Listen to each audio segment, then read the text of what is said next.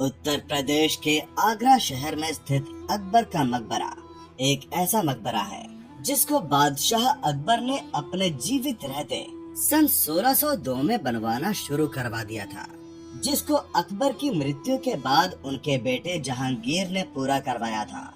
सन 1582 में अकबर ने एक धर्म की शुरुआत करवाई थी जिसको कहा जाता था दीन इलाही, जिसके जरिए वो सभी धर्मों के लोगों को एक साथ जोड़ना चाहते थे। इसी वजह से आप देखेंगे कि यहाँ बने इस खूबसूरत दरवाजे और मुख्य इमारत में अलग अलग धर्मों के सिंबल्स को बड़ी खूबसूरती से उतारा गया है। उस जमाने में यहाँ ऐसी टेक्नोलॉजी का इस्तेमाल किया गया था जिसकी हम आज भी कल्पना नहीं कर सकते।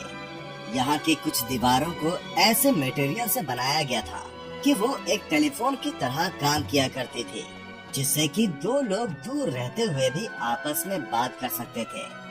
यही नहीं बल्कि इसकी नींव में रेडवुड और सालवुड का इस्तेमाल किया गया है, जो कि इस इमारत को भूकंप रोधी यानी कि अर्थक्वेक रेजिस्टेंट बनाती है। अपनी पसंदीदा बेगम जोधाबाई के मकबरे से केवल 1 किलोमीटर दूर बने इस मकबरे के कांच महल में लगी टाइल्स पर जब पूर्णमासी की रात को चांद की रोशनी पड़ती थी तो यहाँ का नजारा देखने लायक हुआ करता था। 15,000 कारीगरों की मेहनत और 15 लाख रुपए की लागत से बने इस विशाल मकबरे में आज भी आपको उस जमाने के प्राचीन कुएं, अस्तबल और खूबसूरत कलाकारी देखने के लिए मिल जाएगी। यहाँ के मुख्य इमारत में केवल एक तरह की नहीं बल्कि तरह तरह की कलाकारी की गई है, जैसे कि इनले वर्क, मोज़ेक वर्क, कैलीग्राफी, चित्रकारी और गोल्ड वर्क। वैसे तो बादशाह अकबर की इच्छा थी कि उनके परिवार के जितने भी लोगों की मृत्यु होती रहे उनकी कब्र यहीं पर बनाई जाए, और इसी वजह से उन्होंने यहाँ 40 कमरे बनवाए थे। लेकिन ऐसा पूरी तरह से मुमकिन नहीं हो पाया और इनमें से अधिकतर कमरे आज भी खाली पड़े हैं। नमस्कार दोस्तों, बहुत बहुत स्वागत है आपका मेरे चैनल में। और आज मैं आपको लेकर जाने वाला हूँ मुगल बादशाह अकबर के मकबरे में, और इसके इतिहास और वास्तुकला से जुड़ी सारी जानकारी मैं आपको इस वीडियो में देने वाला हूँ। तो अकबर का मकबरा आगरा शहर के सिकंदरा एरिया में स्थित है और इस पूरे परिसर को घूमने के लिए आपको लगभग 2 घंटे लग सकते हैं। तो ये है इस परिसर की सबसे पुरानी इमारत जिसको कहा जाता है लोधी टुम्ब। इस इमारत को 1517 से 1528 के बीच में बनाकर तैयार करवाया गया था। बताया जाता है कि अकबर से पहले यहाँ 1504 में सिकंदर लोधी आए थे और वो इस जगह को अपनी राजधानी की तरह इस्तेमाल में लाया करते थे। सिकंदर लोधी ने ही आगरा शहर का पुनर्निर्माण करवा के इसको अपनी राजधानी बनाया था और उन्हीं के नाम पर इस जगह का नाम सिकंदरा पड़ गया। अंदर के हिस्से में जहां अकबर का मकबरा बना हुआ है, वहीं पर पहले सिकंदर लोधी का किला हुआ करता था।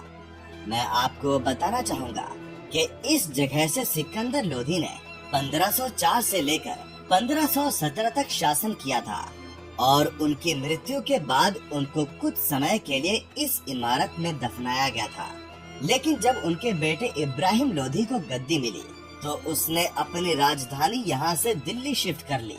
तो इब्राहिम लोधी ने न सिर्फ अपनी राजधानी शिफ्ट की बल्कि अपने पिता की कब्र को भी उसने यहाँ से हटाकर दिल्ली के लोधी गार्डन में शिफ्ट कर दिया। तो अभी इसमें कोई कब्र नहीं है और ये एकदम खाली पड़ी हुई है। बाद में इस इमारत की देख रेख अच्छे से न होने की वजह से ये एकदम अलग थलग सी पड़ी रही। लेकिन पिछले 3-4 सालों से फिर से इसकी देख रेख अच्छे से की जा रही है। ये जो इमारत आप देख रहे हैं इसको बोला जाता है कांच महल। इसको बादशाह अकबर के बेटे जहांगीर ने 1605 से 1619 के बीच में एक हंटिंग लॉज के रूप में बनवाया था। जहांगीर और उनकी बेगम नूरजहां दोनों ही बहुत अच्छे तीरंदाज थे और दोनों को ही हंटिंग यानी कि शिकार करने का काफी शौक था। वो अक्सर शिकार के लिए यहाँ पर आया करते थे और शिकार करने के बाद यहाँ पर रुकने के लिए जहांगीर ने खास तौर पर इस इमारत को बनवाया था। उस जमाने में इस कांच महल के अंदर सोने, चांदी और कांच से कारीगरी करके इसको बेहद खूबसूरत बनाया गया था। और इसके बाहर की तरफ में भी आपको बहुत ही सुंदर नक्काशी देखने के लिए मिल जाएगी। इस नक्काशी में बहुत ही आकर्षक किस्म की रंग बिरंगी टाइल्स लगाई गई थी, जिन पर ग्लास लेयर भी लगाई गई थी। ऊपर के हिस्से में जितना भी नीले रंग की टाइल्स से काम किया गया है, वो पूर्णमासी की रात को जगमगाया करता था, जो कि इस कांच महल की शोभा में 4 चांद लगा दिया करता था।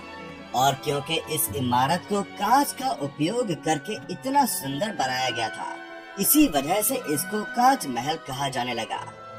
बताया जाता है कि गोकुल नाम के जाट जमींदार ने मुगलों के खिलाफ मोर्चा बांध दिया था, लेकिन अंत में उनको मार गिराया गया। साल 1691 में औरंगजेब के शासन काल में सिंध के राजा राम जाटों के पहले लीडर बने और उन्होंने गोकुल की मृत्यु का बदला लेने के लिए इस अकबर के मकबरे पर धावा बोल दिया और वो यहाँ से बेशकीमती सोना, चांदी, हीरे, जवाहरात वगैरह अपने साथ लूट कर ले गए। उस समय उन्होंने यहाँ से सोना पिघलाकर निकालने के लिए आग लगाई थी, जिससे न सिर्फ इस इमारत के अंदर का भाग नष्ट हुआ, बल्कि इसमें लगा हुआ खूबसूरत टाइल्स का काम भी बर्बाद हो गया। 1905 तक ये बिल्डिंग ऐसे ही क्षतिग्रस्त रूप में पड़ी रही। उसके बाद अंग्रेजों के वाइसरॉय लॉर्ड कर्जन ने इसकी मरम्मत करवाई और मरम्मत के नाम पर इसमें जो कुछ भी बचा हुआ था वो सब कुछ उसने निकाल लिया, केवल प्लास्टर करके यहाँ पर पुताई करवा दी।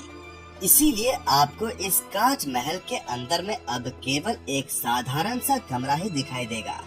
आइए अब चलते हैं इस परिसर के सबसे मुख्य इमारत की तरफ, जो है अकबर का मकबरा। तो अकबर ने इस जगह का चुनाव ये सोचकर किया था कि उनके परिवार के जितने भी सदस्यों की मृत्यु होती रहेगी, उनकी कब्र यही बनती रहेगी।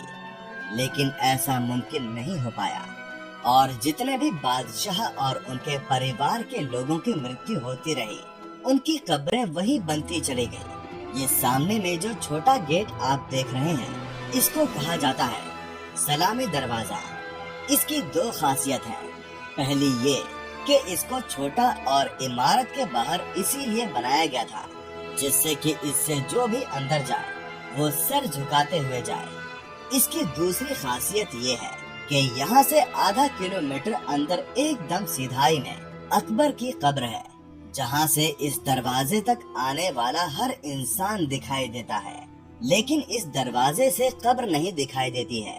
बादशाह अकबर ने 1582 में एक धर्म की शुरुआत करवाई थी, जिसको बोला जाता था दीन इलाही, यानी कि गॉड्स रिलीजन। इस धर्म के मुताबिक वो हिंदू, मुस्लिम, ईसाई और बाकी के जितने भी धर्म हैं, सबको एक करना चाहते थे और वो चाहते थे कि हर इंसान के बीच में प्यार और एकता बनी रहे। तो ये जो बड़ा और खूबसूरत दरवाजा आप देख रहे हैं, इसको कहा जाता है दीन इलाही दरवाजा। इस दरवाजे को दीन इलाही धर्म के सिंबल के तौर पर बनाया गया है। तो जैसे दीन इलाही धर्म में अलग अलग धर्मों को मिलाया गया है, वैसे ही इस दरवाजे पर आपको अलग अलग धर्मों का आर्किटेक्चर और सिंबल्स देखने के लिए मिल जाएंगे। जैसे कि इसकी 172 फीट ऊंची मीनारें हैं। ये मुस्लिम आर्किटेक्चर से बनाई गई है क्योंकि ये मस्जिद में पाई जाती है। इसकी छतरियां राजपूताना हिंदू आर्किटेक्चर से बनाई गई हैं। इसकी जो रेलिंग्स हैं, ये क्रिश्चियंस के क्रॉस से प्रेरित होकर बनाई गई हैं। इसके अलावा भी आपको इस दरवाजे पर अलग अलग धर्मों के सिंबल्स दिखाई देंगे, जैसे कि नीचे बनाया गया स्टार मुस्लिम डिजाइन है, किनारे में अरेबिक वर्सेस ऑफ कुरान लिखी गई है। फूलों का डिजाइन हिंदुओं का है। हिंदू धर्म में हमेशा कमल के फूल पर ब्रह्मा, सरस्वती और लक्ष्मी को विराजमान दिखाया जाता है। इसीलिए हिंदू डिजाइन दर्शाने के लिए आप देखेंगे कि लोग जहाँ से निकलकर आ रहे हैं, इसके ठीक ऊपर कमल का डिजाइन बनाया गया है। इस दरवाजे को भारत के सबसे खूबसूरत दरवाजों में से एक माना जाता है। और बताया जाता है कि ताजमहल बनाते समय भी इससे प्रेरणा ली गई थी। आप देखेंगे कि ताजमहल के सामने के हिस्से में और इसमें काफी समानता है। फर्क इतना है कि ताजमहल में केवल संगमरमर का इस्तेमाल किया गया है और इसको संगमरमर और लाल बलुआ पत्थर मिलाकर बनाया गया है। तो दोनों ही इमारतों का बेसिक स्ट्रक्चर और टेक्निक एक जैसी है। जो यहाँ है वही बाद में ताजमहल में इस्तेमाल की गई थी। इसकी नींव में सालवुड और रेडवुड के स्लैब्स का इस्तेमाल किया गया है, जो कि इस इमारत को भूकंपरोधी यानी कि अर्थक्वेक रेजिस्टेंट बनाती है। जैसे स्तंभ आप यहाँ देख रहे हैं वैसे ही आपको ताजमहल में भी दिखाई देंगे। इनकी खासियत ये है कि ये देखने में सीधे लगते हैं, लेकिन असल में ये बाहर की तरफ झुके हुए हैं, जिससे कि अगर ये कभी भी गिरे तो इमारत के अंदर ना गिरे बल्कि बाहर की तरफ गिरे। अकबर ने आगरा के किले का पुनर्निर्माण करने के साथ ही साथ फतेहपुर सीकरी में अपनी राजधानी की स्थापना भी की थी।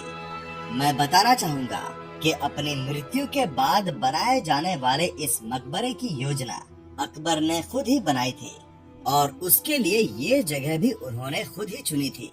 खास बात ये है कि इस मकबरे का निर्माण कार्य अकबर की मृत्यु से पहले ही सन 1602 में शुरू करवा दिया गया था, जिसको 1605 में अकबर की मृत्यु हो जाने के बाद उनके बेटे जहांगीर ने सन 1612 तक पूरा करवा दिया था। यहाँ अंदर आने के बाद आप देखेंगे कि ऊपर और नीचे दोनों ही तरफ में कमरे बनाए गए हैं, जिनमें से एक एक कमरे का दरवाजा सामने की ओर में दिखाई दे रहा है और बाकी के कमरों में जाने के लिए नीचे की तरफ बाईं और दाईं ओर से दरवाजे बनाए गए हैं। उस समय में यहाँ की जो प्रशासनिक व्यवस्था थी वो इन्हीं कमरों से चलाई जाती थी। तो ये उस समय के ऑफिस हुआ करते थे और अभी भी इनमें नीचे के कमरों में एएसआई द्वारा ऑफिस चलाए जा रहे हैं। इस दरवाजे के बाईं और दाईं दोनों तरफ में आप देखेंगे कि घोड़े बांधने के अस्तबल बने हुए हैं। इस परिसर में कई सारे कुएं भी हैं, जिनमें से इस सामने वाले कुएं को केवल मुगल परिवार द्वारा इस्तेमाल किया जाता था। दूसरा उस तरफ गार्डन में बना हुआ है, जो कि उनके मंत्रियों और अधिकारियों द्वारा इस्तेमाल किया जाता था। और तीसरा कुआं उस तरफ में है, जो कि सैनिकों के द्वारा उपयोग में लाया जाता था। ये पूरा परिसर कुल मिलाकर 150 एकड़ का है और ये सामने वाली बिल्डिंग इस परिसर की मुख्य इमारत है, जिसमें बादशाह अकबर की कब्र है।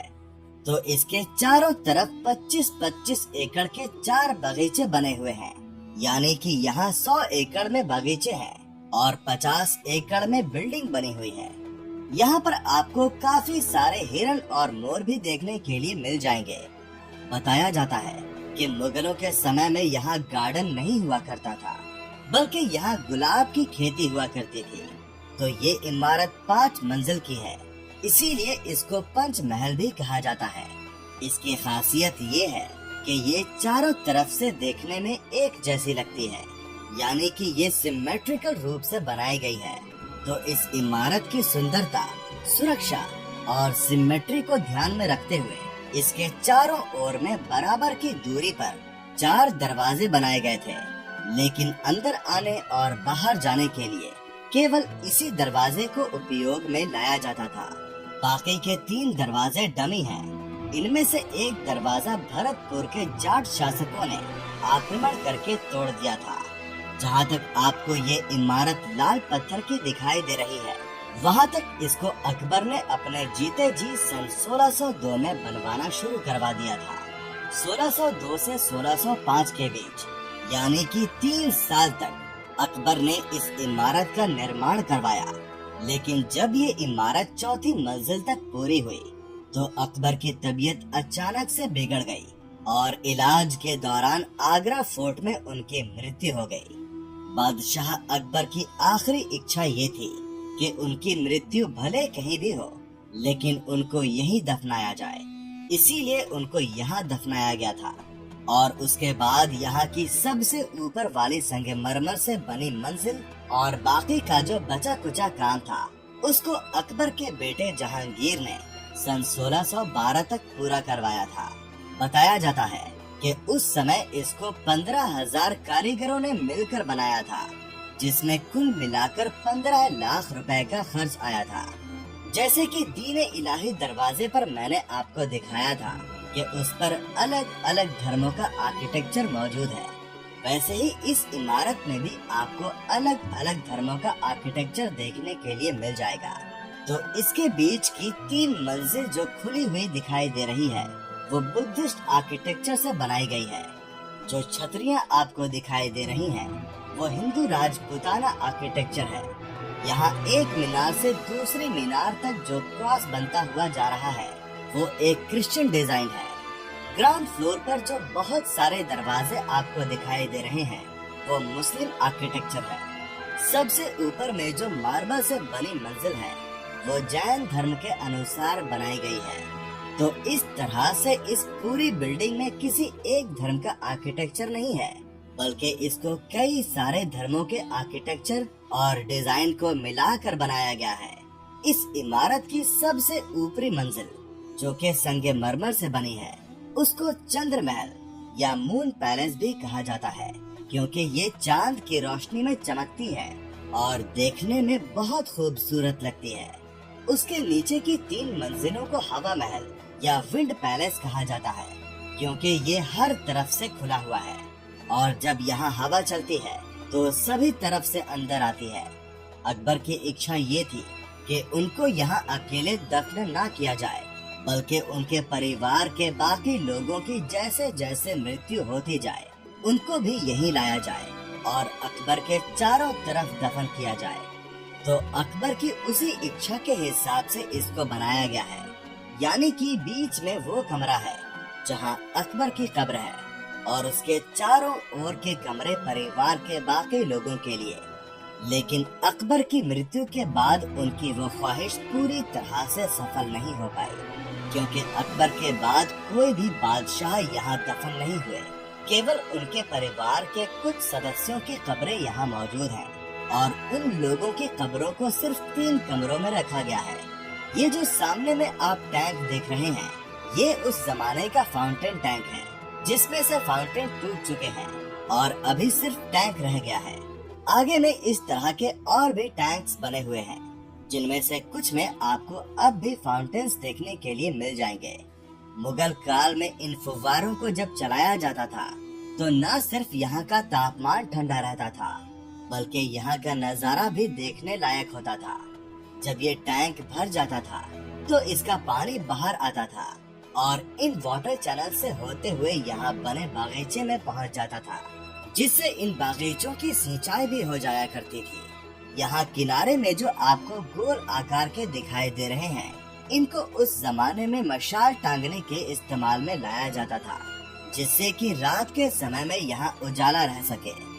ये है इस परिसर की सबसे मुख्य इमारत और इस कमरे को कहा जाता है गोल्डन पैलेस, क्योंकि मुगल काल में इसकी दीवारों पर गोल्ड ही गोल्ड लगा हुआ था।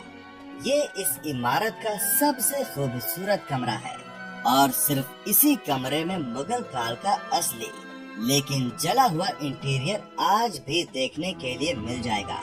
मुगल काल में इस पूरी इमारत में ऐसा ही इंटीरियर था जैसा कि इस कमरे में है। उस जमाने में यहाँ पर सोने को बहुत अच्छे से कार्विंग पर फिक्स किया गया था। जब जाटों ने यहाँ पर आक्रमण किया था, तो वो यहाँ लगा आधा सोना तो पिघलाकर अपने साथ ले गए थे और बचा हुआ आधा सोना कार्बन लेयर से छिप गया था, जो कि साल 1905 तक सुरक्षित रहा। उसके बाद जब लॉर्ड कर्जन यहाँ आए, तो उन्होंने वो बचा हुआ सोना भी यहाँ से निकाल लिया और यहाँ सिर्फ दिखाने भर के लिए कहीं कहीं पर गोल्ड पॉलिश लगा दी, जिसे देख लोग ये समझ सकें कि मुगल काल में यहाँ कैसे गोल्ड प्लेटिंग की गई होगी। बताया जाता है कि जाटों द्वारा किए गए आक्रमण के दौरान न सिर्फ उन्होंने यहाँ से सोना चांदी लूटा था, बल्कि बदले की आग में उन्होंने अकबर की कब्र को खोदकर उनकी हड्डियां तक जला डाली थी। यहाँ ये जो लैंप आप देख रहे हैं, ऐसे 5 लैंप बनाए गए थे, जिनमें से 2 ताज महल में है, एक फतेहपुर सीकरी में है और बाकी के 2 यहाँ हैं। यहाँ से आप वो सलामी गेट भी देख पाएंगे जो मैंने आपको शुरुआत में दिखाया था, जिससे झुककर लोग बादशाह अकबर को सलाम करते हुए अंदर आया करते थे। आपको यहाँ अरबी में कुरान का चैप्टर 29 भी लिखा हुआ दिख जाएगा। तो कई सारे काम यहाँ एक साथ किए जाने की वजह से उस समय में ये यहाँ का सबसे खूबसूरत कमरा बना और इसको कहा गया बहिश्ताबाद, जिसका मतलब होता है स्वर्गिक आवास, यानी कि एक ऐसा महल जो स्वर्ग में बना है। तो आइए अब मैं आपको उस कमरे में लेकर चलता हूँ जहाँ बादशाह अकबर की कब्र है।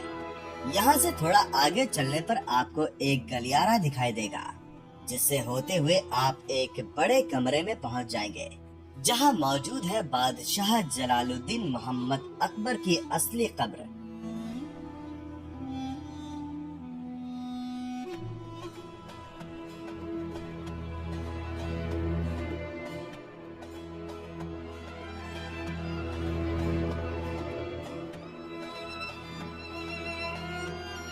तो जैसा कि मैंने आपको बताया था कि अकबर ने अपने चारों तरफ अपने परिवार के लिए 40 कमरे बनवाए थे, यानी कि चारों तरफ 10-10 कमरे बनवाए गए थे।